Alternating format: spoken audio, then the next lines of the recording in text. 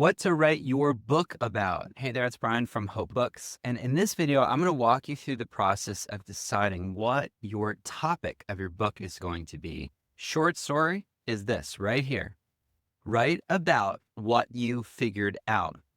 See, in your life, you have faced trials of many kinds. You have faced setbacks, roadblocks, and speed bumps.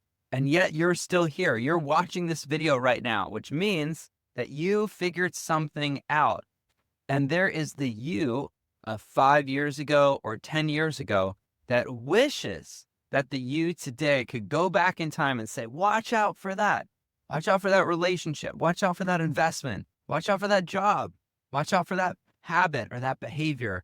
And that's the gift that your story can be for somebody going through it right now. That's what I recommend you write your book about. At Hope Books, we call that the prison path promised land. So what I want you to do is go back, mine your past for diamonds, go back to your history, Now, my favorite way to do this is to go to two places. Number one, to go to your camera roll. Go on your phone and type in a date 5 years ago, 2019, 2022, like whatever 5 years ago is for you when you're watching this video. Okay. Go back 5 years and start scrolling through those photos. I recently did this. I went back 9 years and I was looking through it and I was like, oh my goodness, the Brian from that year. Well, I mean, did he know anything? Like, how did that guy pay the bills? How did that guy get new clients? How did that guy get work done when I didn't have the team that I have? So that's kind of what I landed on. I was like, how to build an amazing team. So I started going, okay, now if the prison was, I don't have a great team and I feel like I'm doing everything myself and I can't really turn it off. And I remember I was looking at this picture of my two oldest kids and we were at the beach. And I remember that beach because I had to leave the beach to go take a client phone call. I don't do that anymore. But I did that 9 years ago. And I remember the feeling of not delivering enough for this client in order to satisfy this person. And yet I was still taking time on my vacation to try to help. And it was just like such a bad situation. And that felt like the prison, right? That felt like where I was stuck. There are things that I did not know. I don't blame anybody else. It's all on me. There were things that I had not discovered yet, habits that I was not following, behavior, discipline, knowledge that I didn't have back then, that if I had, would have led me to the promised land. I imagine what that same exact trip would look like now. It would be night and day. It would be the promised land. It would be amazing. Staying in the same place, same kids, the whole deal, right? With my kids and with my wife and with the environment that we're in, everything's exactly the same, except this one aspect of my life that I've grown in and learned a lot about. That's what you write your book about. Okay, so you go back to your photo, your camera roll, and you look at a place that maybe the photos look happy, but there's something else going on behind the scenes. And for me, it looks like I'm hanging out with my kids, but really I'm sneaking away to try to work with this client and hop on phone calls with her. Okay. So that's where you start your camera roll. Now, if you don't get inspiration from there, then another place to go is your calendar. You can go back to your calendar. I mean, if you've been using the same calendar like I have, I've been using the same calendar for like more than 10 years. You can literally go back 5 years ago, 10 years ago to your calendar. Look at who you were meeting with. Look at what your daily agenda looked like.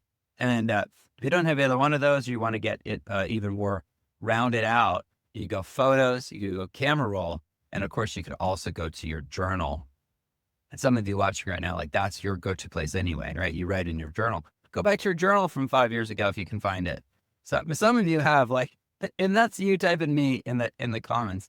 Maybe you have a journal that goes all the way back from like a decade ago, and you could literally go, okay, I'm going to go look at my journal from 2019. I'm going to go look at my journal from 2012, and you could actually find it.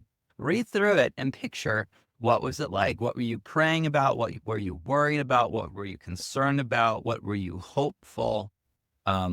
back then. So go back then. When you go back then, what happens is it creates empathy for your reader, because where you were is where your reader is now. Let me say that one more time. Where you were is where your reader is now. So as you go back, as you look back on your camera roll, your photos from 5 years ago, 10 years ago, and you have so much empathy, like I do, so much empathy for young Brian. Young Brian did not know anything.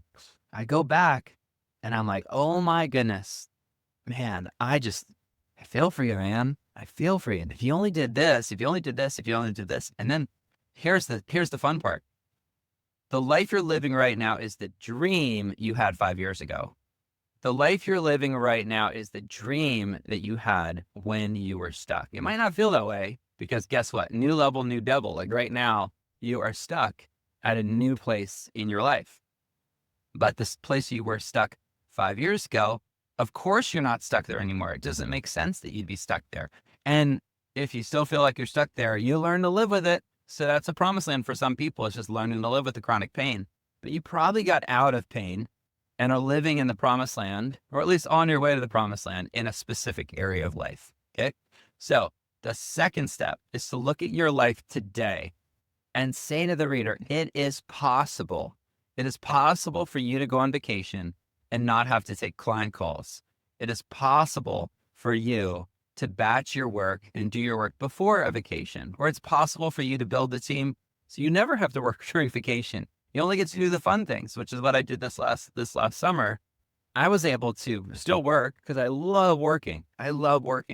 But I did it from 5 a.m. to 8 a.m. in the morning. So none of the kids were up. Nobody was up, just me and the dog.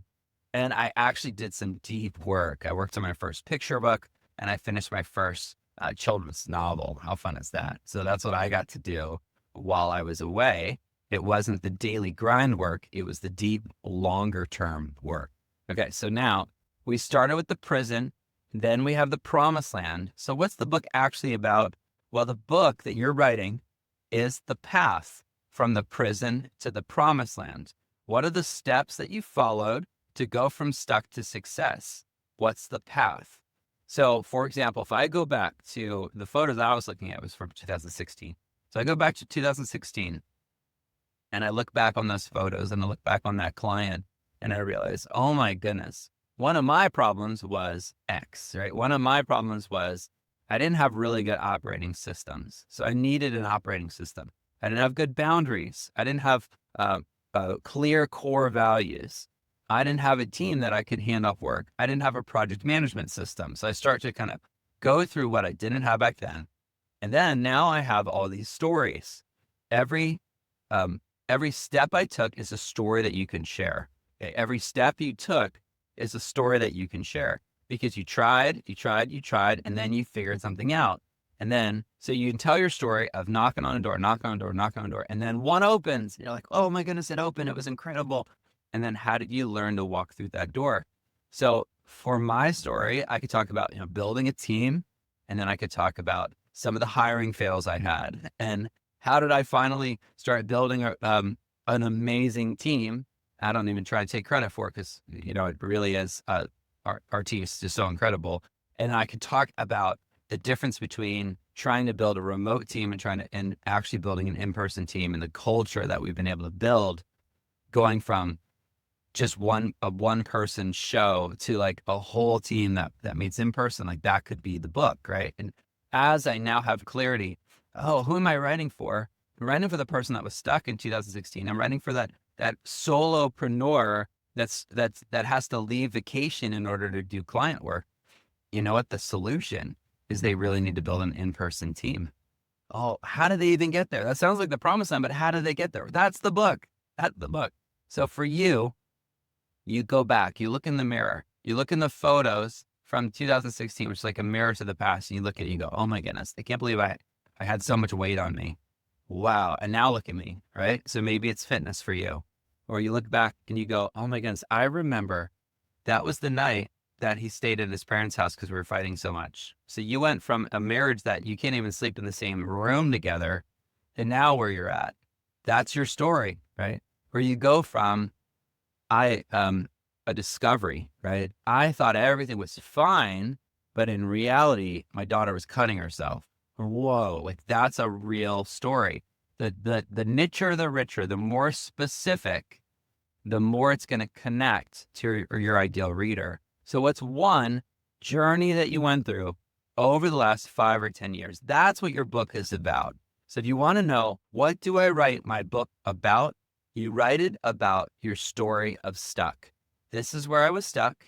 This is what I did. Here's where I am now. Let me just share with you a few things that I've learned along the way to help you move forward.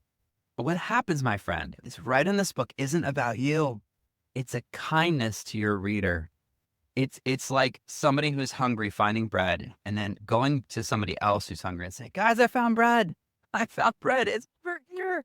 Come on over here. Let me show you how I did it. And you're sharing your story to help her live her story.